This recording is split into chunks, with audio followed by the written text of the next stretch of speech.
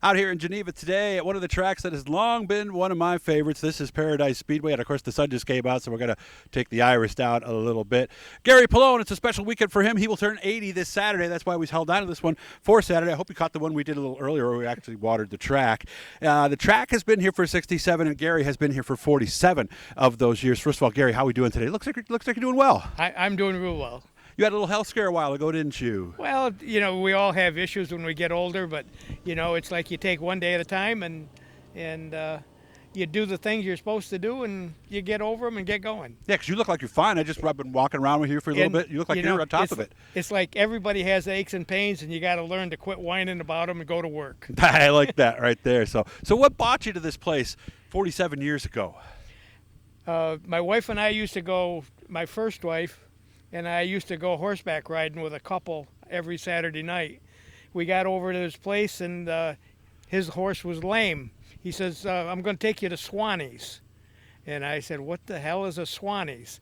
He says, you'll see. Well, it was Ken Swanson that built this place originally. And so a lot of people called him Swanee. So anyway, I came over here on a Saturday night, watched motorcycle races, which is all they had back then. And the following Tuesday, I bought a motorcycle. And the following Saturday, the worst thing in the world that could ever happen to a person in racing. What happened? I won my race. You won your first race. Won my first race. It's over then, right? You talk about a bug biting you. Yeah. That just turned me on, and at the time I was doing computer work, mostly for Grumman Aircraft down on Long Island. And I worked for them, A.W. Faber, Princeton University. Those were my clients back then. And that was in the early 60s when computers were first coming out. And so anyway, I needed something to get away from things. So I did that, and boy, I got hooked. And I didn't miss a Saturday night for 5 years. And then when Ken was having financial problems, I ended up buying the place in 75 and started running races. When did cars start going around this track? He had cars before I started, the old Opals and stuff like that, the old original four-cylinder cars that were mostly foreign at the time. And so they raced.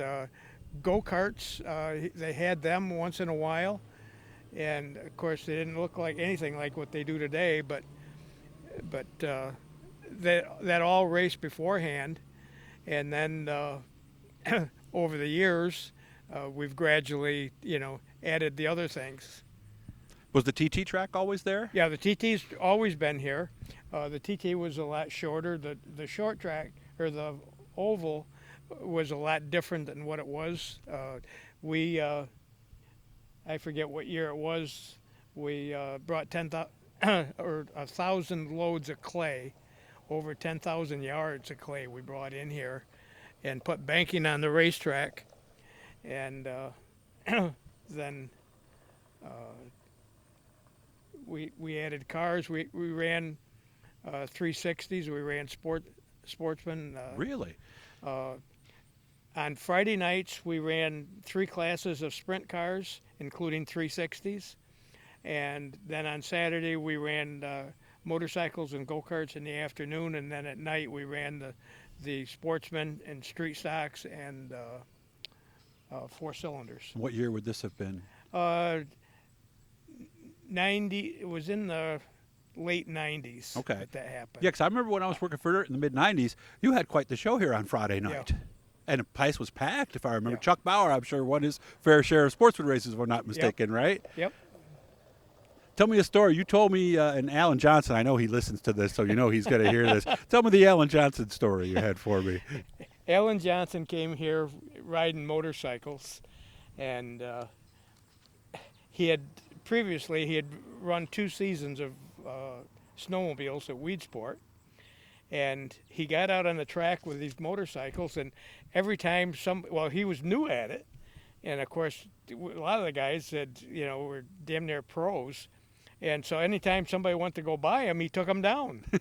And we told Alan, you can't do that, And yeah, why can't you? You can hit them with a snowmobile, you can hit them with a motorcycle. Oh, I see. That's what he knew. Okay. And so he was just doing what he did with the snowmobiles. Mm-hmm. Well, anyway, he didn't stop doing it, so we gave him a couple weeks off. Gotcha. And, of course, Dad wasn't too happy with that, Milton. but of course made us known that he didn't like it. But on the other hand, they respected it, and 3 weeks later they came back, and he was a different person. And Nice. Whatever happened to him anyway? No, just kidding. Alan, I know you're listening, so I'll give you a chance to give. I'll have Alan give his side of the story, Gary, and Yeah. I'll make sure that we give you a chance to rebut Right. after that. What do you want the legacy of this place to be when people look back at Paradise? Because I think the racing is one thing, but what you've done here on Wednesday nights with these practices, I think, has a lasting legacy. Do you agree? yes, it goes back years ago. I used to hold classes, teach people how to race motorcycles. Really? I used to take kids that are 7 to 14 years old, and what we did is I basically taught them how to race. And one of the main things you taught somebody is how to fall down without getting hurt. That's true. Especially on a motorcycle. Because you're going to fall eventually. And So, okay. everybody's going to go down. Yeah. And so that went pretty good. In fact, at one time I had a mother call me and tell me, please tell the kid that he had to do such and such at home because he was listening to me on what he had to do and not his mother. Oh. And then we had a program that everybody that was in school, when it came to be the day you got your report cards, you had to bring your report card to Paradise Speedway and show me. If you did not have a passing report card, you did not race the rest of the year. Really? You were done. And we enforced that. I like that. It's like we were called every name in the book. I had, Seriously. but the thing of it is that we ended up with some of the smartest kids that decided that, look, if I'm going to want to race my motorcycle, I got to get my grades up. And they got their grades up.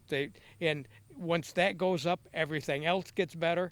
And these kids turned out great. Nice. And so that was what I did for years. So some of the parents didn't like that. And, well, they didn't like it when I took away their ability to ride. It's like when they couldn't ride anymore that, of course they had to live with a kid the rest of the summer. That's true. But the thing of it is go home and don't let the kid goof off. Make him do his homework and learn what he's supposed to. I like that. And so anyway, the motorcycles died out over the years. And then we started doing the Wednesday night practices.